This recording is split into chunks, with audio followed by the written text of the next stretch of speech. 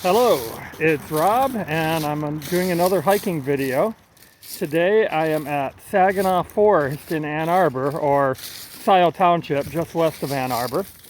And the Saginaw Forest is a University of Michigan property that was donated in 1903 by Saginaw lumberman Arthur Hill, and so hence the name Saginaw Forest, because it had been a farm of his down here in the Ann Arbor area, but he was big in lumber, and it was for the new conservation and forestry program at the University of Michigan.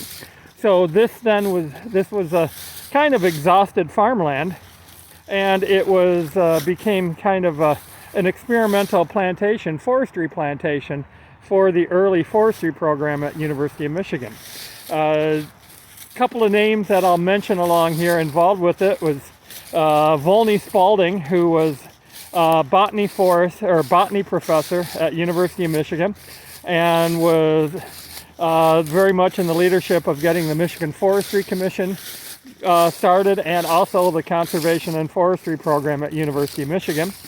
And then Filibert Roth, who I'd mentioned in previous podcasts. He was hired as the first professionally trained forestry professor at University of Michigan from I saw on listings here 1902 to 1923, but my records have always shown 1903. But simultaneously, he was the superintendent or warden of state forests. That included the Higgins Lake Nursery and the Higgins Lake and Houghton Lake State Forest Preserves. So in my Birth of Reforestation episode of the podcast, I made mention of Filibert Roth. And they have information here at Saginaw Forest for that. And I'm walking in from the old main entrance that if you are in the Ann Arbor area, west side of Ann Arbor, Liberty Road, it's Liberty Street as it comes out of Ann Arbor, then becomes Liberty Road. It's on the north side, just past Wagner Road, and that was the old main entrance. Now you can't come in that way anymore.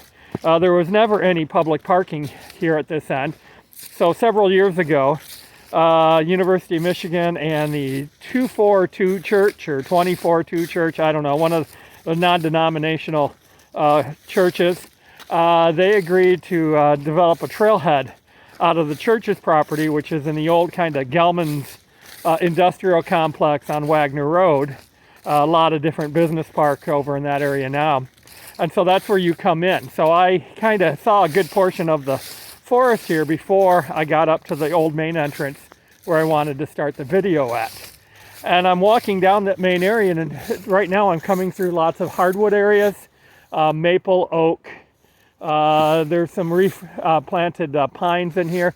We'll eventually get to the old pine plantations. I don't know if I will have that on the video because I don't want to make this too long of a video, but it was certainly a area that there'll be photos on the Facebook page, the Rob Berg Environmental Historian Facebook page, and I'll have links to that with the video here. But so this is something I want to kind of do periodically, and I still have problems with uploading videos, so that I have to make them short. My Wi-Fi is not very large bandwidth, so it takes a long time to even upload just a 6-minute video.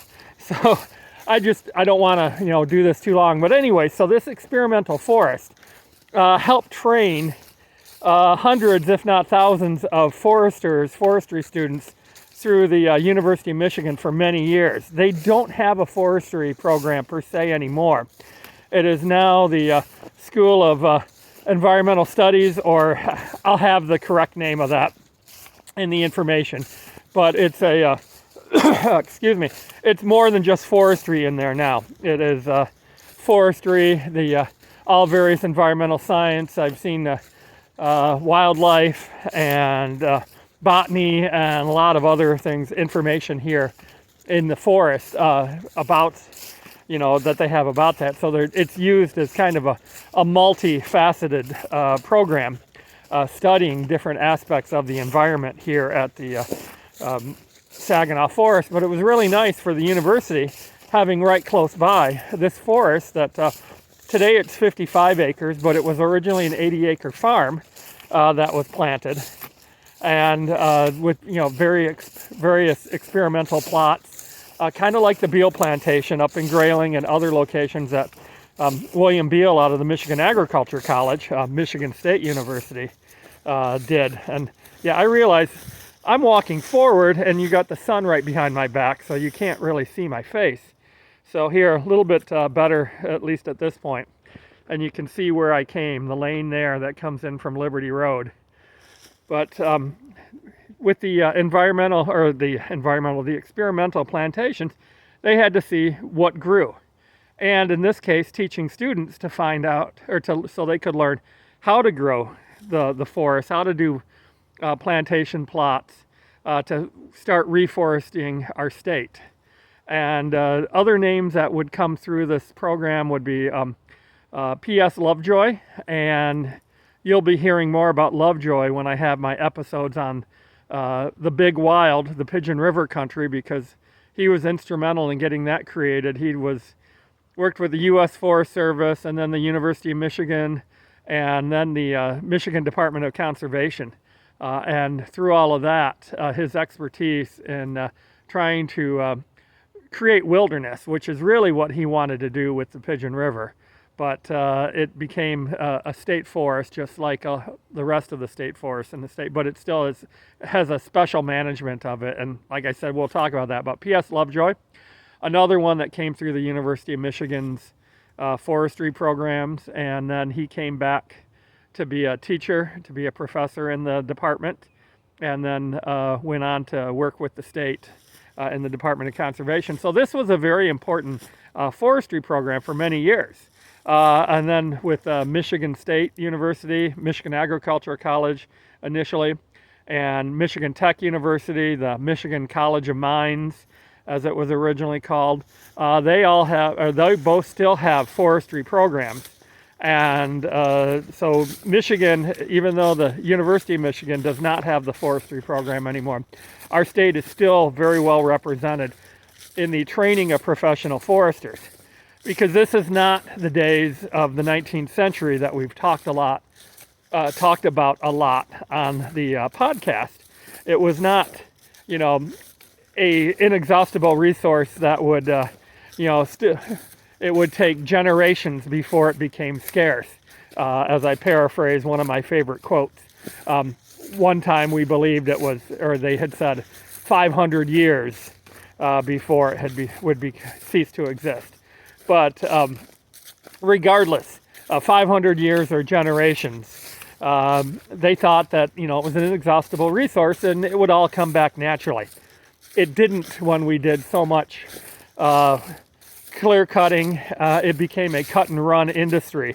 Once the lands were cut, many of the lumbermen moved on to other locations, or they retired from the business like Arthur Hill did up in Saginaw. And at that point, they decided, well, maybe we'll start giving back. And some of them became great conservationists. William B. Mershon, who was mentioned in the passenger pigeon episode, he came from a family of lumbermen, and he worked in trying to bring back the grayling and also the fish that was in the Au Sable and many other rivers in Michigan. And then also wrote about the passenger pigeon. He hoped to save that and was involved with the Department of Conservation as well. But then you had ones like Arthur Hill, who I don't know how active he was in conservation. He's one I have to do more research on. But at least he recognized that here at University of Michigan, he had land that was no longer useful for him and gave it to the university and to help start the training of professional foresters. Now, University of Michigan did not just have this forest, just like Michigan State did not have the Beale plantations or the Beale forest in East Lansing. They all had summer forestry camps. And Camp Filibert Roth, the camp that Michigan had, was located in the Upper Peninsula, and that was active for many years. And there was also a camp at Douglas Lake that is still in use in the environmental studies programs up in the northern lower peninsula near Mackinac City and Pellston in that region.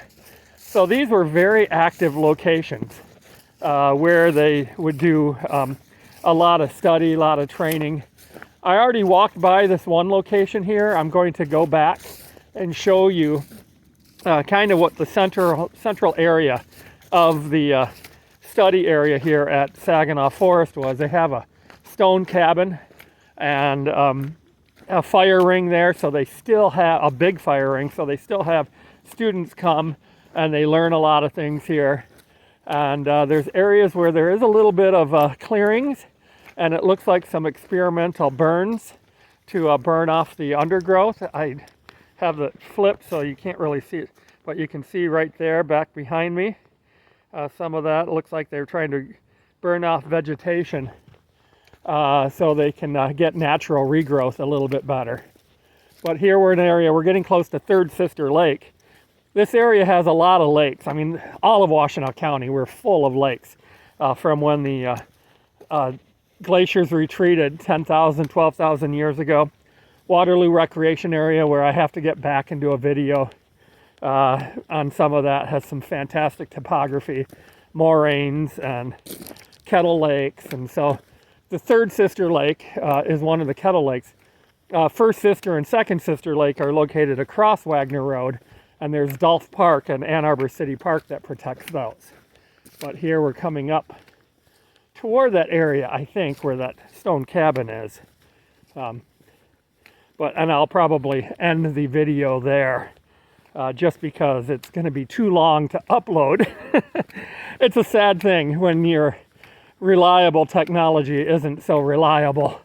But, you know, I'm a forest guy. I never thought I'd need, you know, high-speed internet.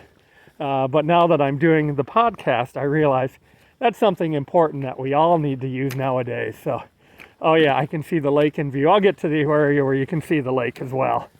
And oh yeah, I see the clearing, the grass.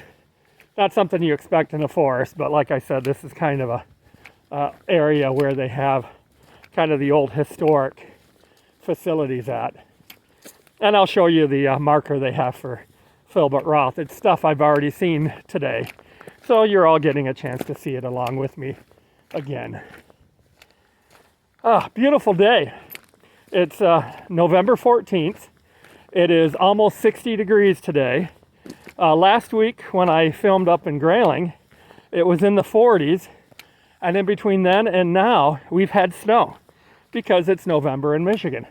And now tomorrow, being the opening day of deer season across the state, it's going to be in the 60s. So yeah, it's typical Michigan weather. Even before climate change became a major topic, we've had these up and down weather patterns in the Great Lakes forever. I mean, November 10th, earlier this week, was the 50th anniversary of the Edmund Fitzgerald sinking. So the gales in November, and that happened in basically an early winter storm.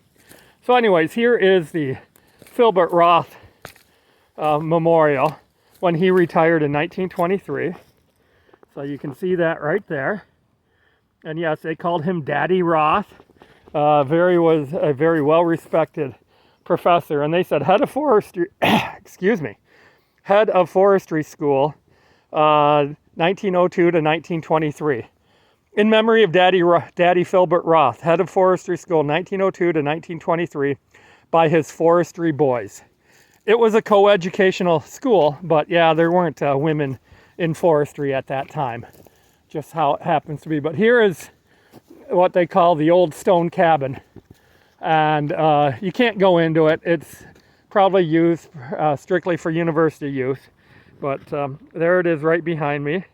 And if that is not from prior to the start of the forest here in 1902, 1903, then it is certainly from, it could be then, you know, from before that when it was Saginaw or Arthur Hill's farm, but definitely from the time period of when they created this forest. And it's all, I love it because it's all fieldstone. That's again with all of the topography here, the geology. of this part of southeastern Michigan. Lots of stones in the ground because of the receding glaciers.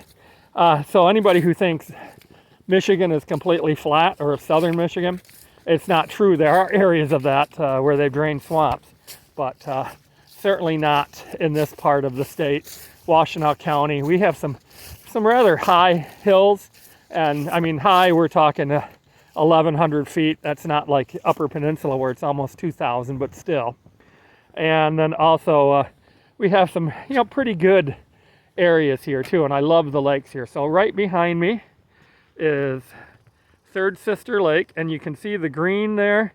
That is the white pine plantation that was the first plantings here in the early 1900s. There's obviously some hardwoods between the lake and the white pines, but that was there because of the, right around the lake is the natural vegetation. Well, I'm gone 16 minutes now, so longer than I planned. So I'm going to sign off here, enjoy the rest of my hike, and this will get posted on the North Country History with Rob Berg Facebook page, YouTube channel. Thanks. Bye.